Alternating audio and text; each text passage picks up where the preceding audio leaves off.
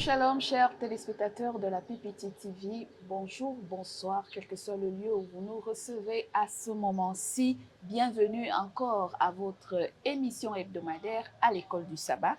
Et à l'école du sabbat, c'est l'étude de la parole de Dieu à travers un guide moniteur trimestriel.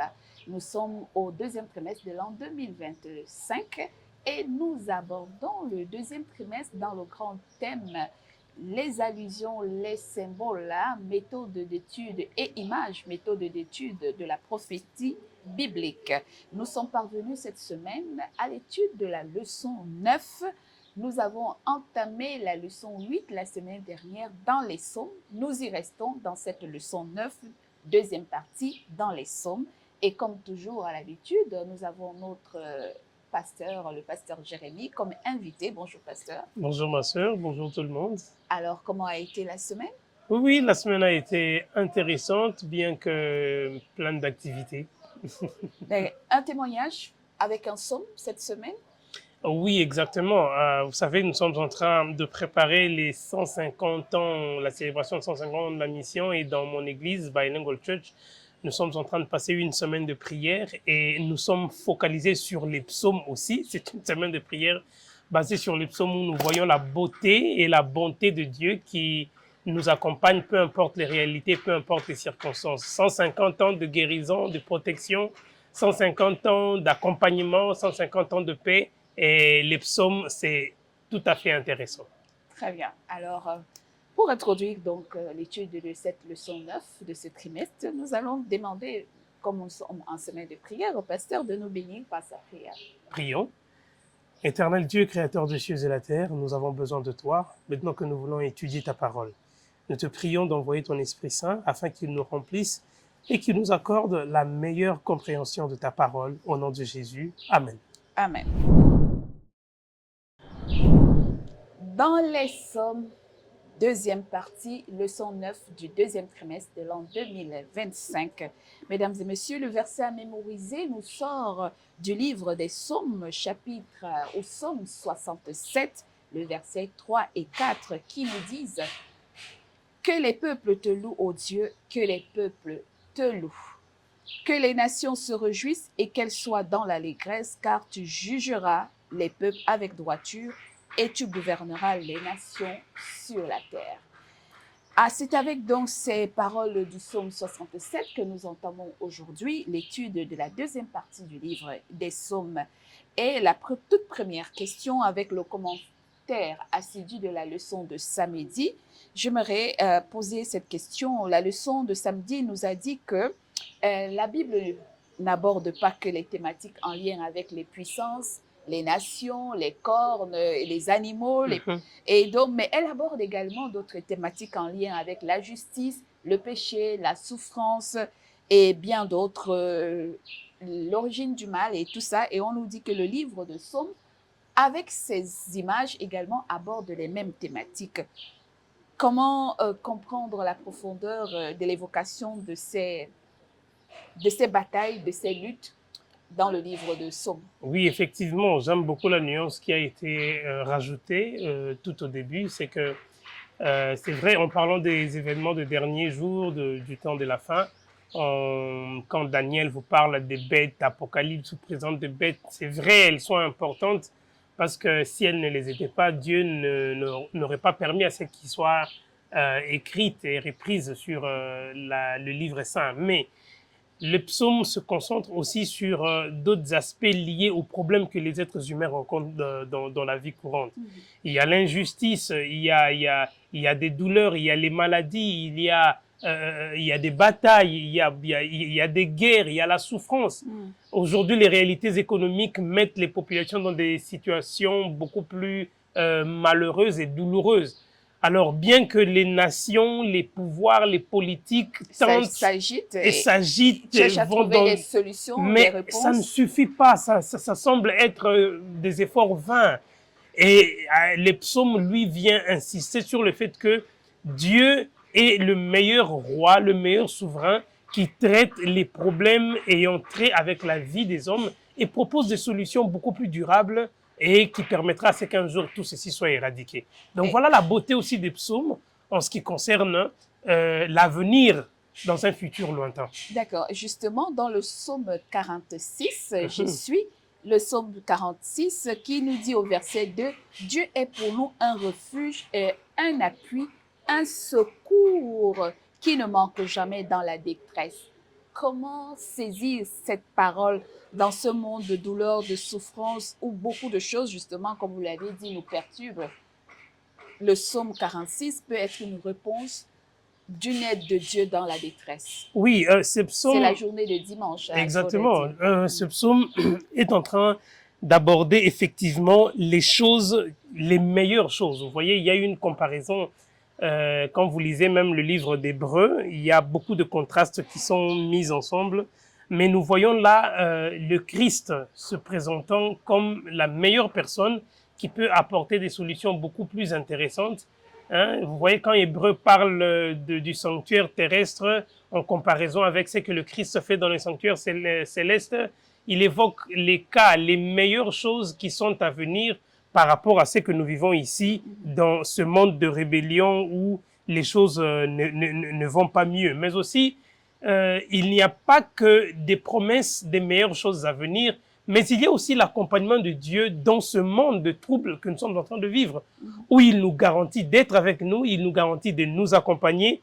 Je vais quand même évoquer le psaume 23, même s'il n'est pas lié à ce que nous disons, effectivement, c'est que il dit, même quand je marche dans la vallée de l'ombre de la mort, et certaines études démontrent que ce psaume n'a pas été écrit, c'est pas parce que c'est le numéro 23 qui fait partie des premiers psaumes, mais c'est un des vieux, parce que David l'aurait écrit à son âge, à ses vieux jours.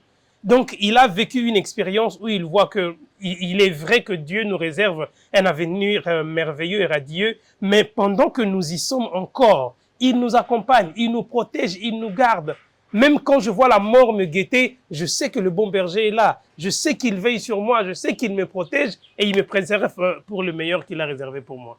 Et justement, comment donc expérimenter l'aide de Dieu dans ces souffrances que nous traversons, la maladie, le chômage, le manque de procréation pour ceux qui veulent des enfants et tous les conflits que nous vivons, la division dans la famille, comment expérimenter l'aide de Dieu dans ces moments?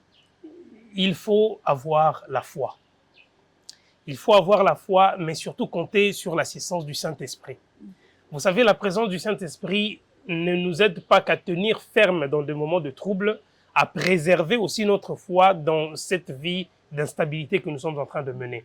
Lorsque vous avez le Saint-Esprit, il vous rappelle les promesses que Dieu a à votre endroit, de telle façon à ce que même si aujourd'hui je n'ai pas ce que je suis en train de rechercher, même si je n'obtiens pas ce que je désire de tout mon cœur, je sais que les projets que Dieu a formés pour moi sont des projets de bonheur et de paix, afin de me donner un avenir et de l'espérance.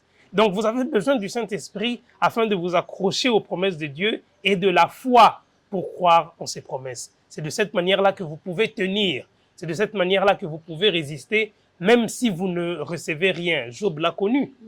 Job a connu des moments difficiles, des moments de trouble, mais malgré toutes ces réalités, il a tenu bon, il a persévéré et il a reçu bien plus que ce qu'il avait perdu. Tout à fait. Et à lundi, justement, on nous dit que un espoir dans la tourmente. Nous poursuivons avec cette description chaotique de notre monde. Mais ce qui est plus intéressant dans la journée de lundi, c'est de voir que malgré la tourmente qui envahit ou qui gagne du terrain de plus en plus dans notre monde, les hommes continuent à mettre leur espoir dans les leaders, les puissances de ce monde comme une solution clé. Comment comprendre qu'est-ce qui pousse les hommes à faire confiance aux autres hommes comme une solution à leurs problèmes? Je veux prendre des exemples très précis aujourd'hui. Sur le plan politique, dans beaucoup de gouvernements du monde, les élections de Trump ont donné beaucoup d'espoir à beaucoup de personnes. L'arrivée de Sonko, Diomaye, aujourd'hui même au Burkina Faso, les gens parlent d'Ibrahim Traoré comme l'espoir d'une Afrique nouvelle et on continue de penser que les hommes peuvent apporter des réponses et des solutions aux besoins des autres humains. Est-ce que c'est vraiment ça? Alors je vais quand même décevoir ceux qui ont l'habitude de développer ce genre de sentiments. c'est que peu importe la beauté, peu importe la grandeur, peu importe le pouvoir de cette politique, elle se révèle toujours être un peu égoïste et pécheur. Daniel est en train de voir Parce dans le qu'elle finit chapitre par 7. aboutir au culte de la personne. Exactement, parce qu'à la fin, en fin de compte, cet égoïsme fait en sorte que tout se recentre sur la personne d'abord. Et cela développe même le culte de... Les gens tombent dans l'idolâtrie sans le savoir aussi. Au lieu de placer leur espoir en Dieu, au lieu de compter... On voit l'homme, le leader. Voilà, on commence à considérer le pouvoir établi. On croit que non, voilà, Ibrahim Traoré, je crois que maintenant c'est la délivrance. La parole de Dieu démontre dans les prophéties de Daniel, le chapitre 7, que peu importe les grandeurs, peu importe la beauté, même si ces royaumes, ceux qui venaient après, étaient meilleurs que les précédents, ils se sont tous révélés incapables de satisfaire aux besoins des êtres humains. Donc, ici, nous devons revenir sur l'essentiel parce que toujours dans ces prophéties, nous voyons un royaume. Alors, il y a un royaume qui viendra, un roi qui régnera et qui non seulement mettra fin au problème du péché, mais permettra à ce que tous les désirs et les besoins de chaque être humain qui participera, qui vivra dans ce royaume, reçoivent l'essentiel pour la vie. Oh, merci beaucoup, pasteur. J'aime cette accroche, mais est-ce qu'au-delà du fait qu'on sait que les mondes ou les royaumes ou les nations et les peuples d'aujourd'hui disparaîtront, ces puissances, un jour, parce que Dieu va les remplacer, mais est-ce que devons-nous rester les bras croisés et ne rien faire sous prétexte que, comme tout va passer, il n'y a plus rien à faire? Non, non, ça c'est très dangereux parce que au début, j'ai dit que c'est donc sous deux volets qu'il faut aborder cette question. Nous avons un futur proche et nous avons un futur lointain. Dans un futur lointain, l'avenir est radieux. Mais dans ce futur proche, la génération dans laquelle nous vivons, pendant que nous vivons, nous ne pouvons pas nous dire que nous croisons les bras maintenant, nous attendons que le ciel s'ouvre afin que tout soit merveilleux et que tout nous sourisse. Non, non, ça c'est très dangereux. Nous continuons à nous battre. C'est comme ça que dans les psaumes 23, il dit « L'Éternel est mon berger, je ne manquerai de rien pendant que je vis dans ce monde. » Voilà. Vous voyez? Et même si je connais des difficultés, même si je connais des souffrances, même si je connais, ça veut dire que je me bats quand même. Et je dois aussi aider à répondre exactement aux besoins des autres. Je dois aider les autres. Il y a toute une panoplie de commandements sur comment vivre vis-à-vis des autres et vis-à-vis de Dieu. Et je continue à démontrer, à fournir ces efforts et à donner ce qu'il faut afin qu'à la fin de temps, je reçoive ma récompense. Pliez les bras maintenant pour dire que non, voilà, nous attendons. Vous risquez d'être encore un peu plus déçus que vous ne l'êtes déjà. Nous-mêmes, nous pouvons être une réponse à la tourmente des autres, un espoir, une réponse d'espoir à la tourmente des autres. Lorsque mon prochain connaît des moments difficiles, Dieu peut m'utiliser moi afin que je sois la réponse aux besoins de quelqu'un d'autre. Voilà. Et c'est comme ça que nous devons aussi apprendre. C'est comme le Christ dit quand on lui pose la question de savoir quel est le plus grand commandement. Il dit voilà, tu aimeras l'Éternel Dieu de tout ton cœur, de toute ta force, de toute ton âme, de toutes tes pensées. Et voici un second qui lui est semblable, c'est que tu aimeras ton prochain comme toi-même. Si nous appliquons cette recommandation, nous mettons en pratique cette loi que le Christ a donnée, nous pourrons, pendant que nous vivons dans ce monde de souffrance, être un soulagement pour un plus grand nombre à la fois. Le temps que le plus grand, c'est lui qui va soulager toute réalité et toute situation, ne fasse concrétiser ce qui a été prévu. D'accord. Et maintenant, la leçon de mardi, on nous dit soumettre à ses pieds. Nous soumettre au règne de Satan ou au règne de Christ. La leçon a insisté sur une comparaison entre le règne et l'autorité de Satan sur la terre et puis l'avènement du règne de Dieu. Quelle leçon retenir dans la différence entre les deux mondes? Oui, il faut revenir sur... j'ai pris le temps de lire l'histoire de Job. Vous pouvez le lire particulièrement, Job 1, le verset 7, où l'on pose la question à Satan quand il vient prendre part au conseil céleste. Il dit non, non, je viens de me promener sur la terre, parcourir le monde et tout ça. Satan, avec la chute de l'homme dans le jardin d'Éden, s'était accaparé. Il s'était approprié ce monde. Il s'est présenté dans le concile céleste comme propriétaire de ce monde. Et le Christ maintenant nous garantit non seulement la restauration de ce monde, mais il nous promet de nous restituer aussi Ce que nous avons ce que nous avions perdu. en donnant à Satan l'autorité sur nous et sur le monde. Et cette autorité de Satan, vous voyez ce qu'elle nous fait vivre maintenant? C'est que nous vivons la mort, nous vivons les maladies, nous vivons les destructions, les guerres, les violences, sous toutes ces formes. Et avec le règne, parce que avant que Satan ne prenne le contrôle de ce monde avec le péché, nous savons ce qu'il y avait auparavant. Et nous voyons ce que Dieu nous réserve après que le péché soit passé. Alors, en comparant les deux règnes, nous pourrons facilement comprendre que l'imposteur nous a mis dans une situation beaucoup plus compliquée, que le maître de l'existence lui-même restaurera et nous le redonnera de façon correcte et pleine de paix. Donc, malgré que, à l'apparence, Satan règne aujourd'hui, nous devons garder dans la tête qu'un jour, par la foi, Dieu reviendra rétablir ce système monde et nous redonnera la place que nous avons perdue. Effectivement. Et c'est l'espoir du millénium. L'espoir du millénium. Oui, allez-y. Et mercredi, justement, nous a dit parler du vin et du sang. Nous nous posons vraiment les questions sur notre participation personnelle. Nous l'avions abordé un peu dans la journée de lundi, dans la réponse aux problèmes de nos semblables, de notre humanité, parce qu'on nous a parlé largement du philosophe Nietzsche, qui à un moment a dit que l'homme était la réponse à ses propres problèmes, chacun est son propre Dieu. Et puis finalement, on a vu que sa propre vie s'est dégringolée au fil des années. Et sa propre théorie n'a pas pu l'aider. N'a pas pu l'aider. Un mélange, un peu du vin, du sang, on se dit quel est notre rôle dans la participation, c'est vrai que nous en avons un peu parlé, dans la participation à soulager les souffrances des autres. Ici, j'aimerais beaucoup plus insister quand le Christ parle du vin et du sang, en comparaison avec les psaumes 75, oui. Où je pense qu'on peut lire même quelques extraits dans l'introduction là, peut-être les 5 premiers versets. Oui, psaume 75. Oui. Il est écrit, permettez-moi, nous te louons, ô Dieu, nous te louons, ton nom est dans nos bouches, nous publions tes merveilles. Autant que j'aurais fixé, la terre tremble avec tout ce qui l'habite. Moi, j'affermis ses colonnes. Je dis à ceux qui se glorifient, ne vous glorifiez pas, et aux méchants, n'élevez pas la tête. Ok, on peut même se limiter là. On voit que l'une des choses que Dieu est en train de corriger dans la restauration, humaine, oui, c'est aussi le jugement de ceux qui se sont appropriés, ils se sont appropriés des dieux pour les autres. Exactement, la vie en faisant du pouvoir qui était déposé devant eux une sorte d'égide contre lequel ils menaient la vie dure aux autres. Et c'est comme ça que ici, lorsque David évoque le cas de Psaume 75, il présente aussi Dieu comme, non seulement comme ce père doux et tendre qui vient aider et tout ça, mais aussi comme le chef de guerrier.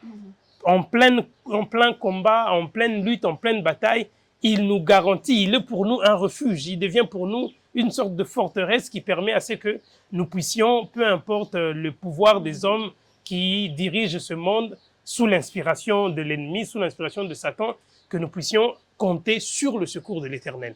Et ça, c'est quelque chose de très important. J'aimerais même souligner un paragraphe qui est dit ici. Il dit que l'une des choses que Dieu corrige dans le jugement est la mauvaise appropriation du pouvoir qui a eu lieu dans notre monde déchu. Les êtres humains déchus ne vivent plus pour les autres ou pour la gloire de Dieu, mais pour eux-mêmes. Et aujourd'hui, de nombreuses manières, nous vivons avec les conséquences du choix de croire qu'il n'y a pas de sens ou de normes morales objectives à l'univers. Dieu, malgré le fait que notre monde est déchu, notre monde est perdu, il nous a donné des lignes de conduite qui peuvent nous aider à tenir bon, peu importe la situation instable dans laquelle nous vivons.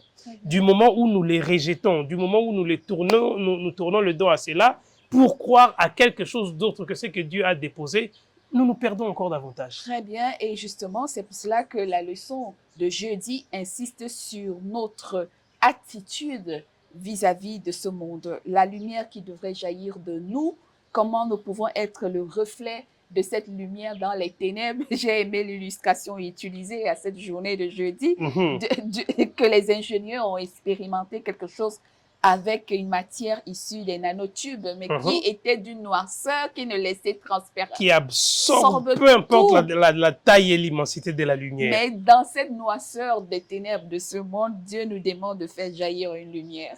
Ça, c'est paradoxal. En fait, c'est vraiment paradoxal. Et il faut qu'on ait un œil très regardant pour qu'on ne se perde pas. En fait, en réalité, nous avions reçu, pas pour demeurer dans l'état dans lequel nous sommes. Nous avions reçu, nous avions goûté combien l'Éternel est bon afin de transmettre aux autres. Parce que nous avons vécu dans ce monde de souffrance. Nous connaissons la douleur, nous connaissons les peines. Et maintenant que nous découvrons une bonne nouvelle liée à la restauration des choses, nous ne pouvons pas les garder pour nous-mêmes. Sinon, nous serons égoïstes à l'endroit de tous ces rois de ce monde qui dirigent les choses de façon égoïste. Nous sommes appelés à appeler les autres, à inviter les autres, à partager ce que nous avons, ce que nous connaissons avec les autres. Et ne pas être une sorte de conservatoire qui garde seulement pour soi-même, pensant que l'Israël ancien a failli à cela.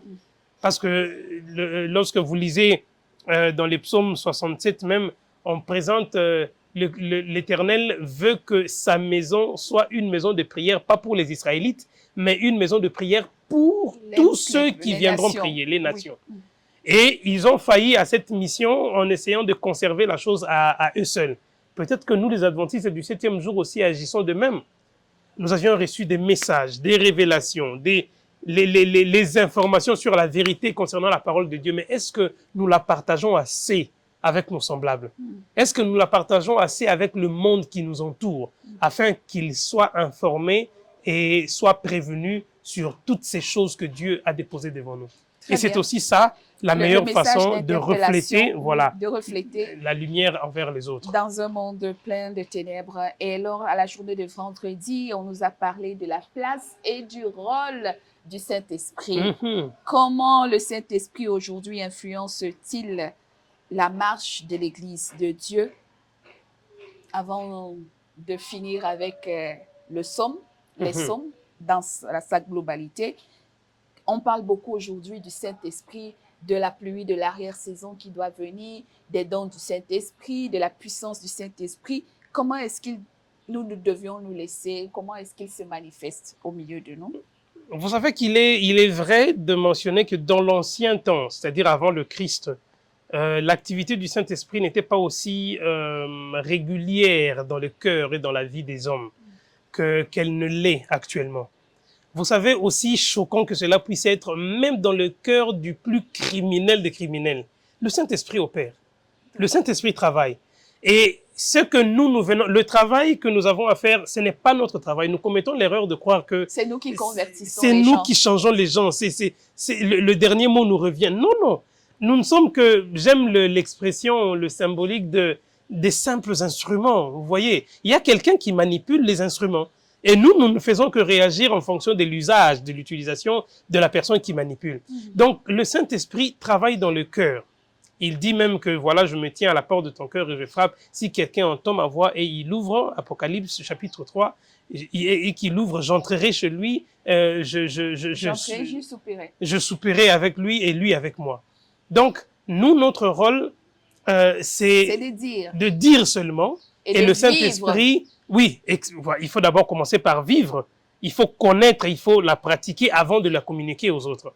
Et lorsque nous ferons ce travail-là, à cause de l'exercice du Saint-Esprit dans le cœur de ces gens-là, parce qu'ils travaillent continuellement, le contact sera beaucoup plus rapide et le monde pourrait être encore plus transformé qu'il ne l'est actuellement. Alors, faisons juste notre part et laissons au Saint-Esprit de faire sa part. Alors, pour conclure cette belle leçon dans les psaumes, comment les psaumes nous aident-ils à construire cette belle et harmonieuse relation avec le royaume de Dieu? Lorsque vous vous concentrez, c'est vrai qu'on a parlé des psaumes, mais on n'a pas évoqué tous les psaumes, tous les numéros dans leur totalité, mais nous voyons qu'il n'y a pas que le côté artistique ou poétique, mais nous voyons aussi un sens beaucoup plus profond concernant ce que Dieu a prévu pour l'humanité. Dieu a donné beaucoup de révélations dans les psaumes sur la manière dont il veut restaurer ce monde et nous accorder une meilleure vie encore. Donc, si nous nous focalisons en les étudiant, en les abordons avec un cœur beaucoup plus disposé, parce que lui-même, David, demande à Dieu, donne-moi un cœur bien esprit, bien disposé. Vous voyez, nous pourrons découvrir bien des merveilles à la fois, comprendre les principes de Dieu, les règles de Dieu et la manière dont nous sommes censés vivre pendant ces fins de temps, pour que quand le Christ paraîtra dans les nuées, hein, comme il le dit dans 1 Thessaloniciens, le chapitre 4, que nous puissions être non seulement transformés si nous sommes vivants, de notre vivant, et si nous étions déjà morts, revenir à la vie, mais que nous allions à sa rencontre dans les nuées. Très bien, merci beaucoup. Vous avez dans la Bible le canon classique des 66 que nous connaissons, 150 psaumes transcrits, les psaumes de louange, les psaumes d'adoration, les psaumes de prière, les psaumes de je ne sais pas quoi dire, de toute situation. Les psaumes de protection, Voilà. les psaumes de délivrance, les psaumes de guérison, il y en a tellement dans tous les aspects. Tellement, des images s'y retrouvent, des symboles, des allusions qui nous renvoient chacun à nos réalités quotidiennes, individuelles ou collectives en tant que peuple, en tant que nation, en tant que pays. Nous y retrouvons parce que quand Dieu dit que arrêtez, sachez que je suis Dieu, je domine sur les nations, et sur la terre.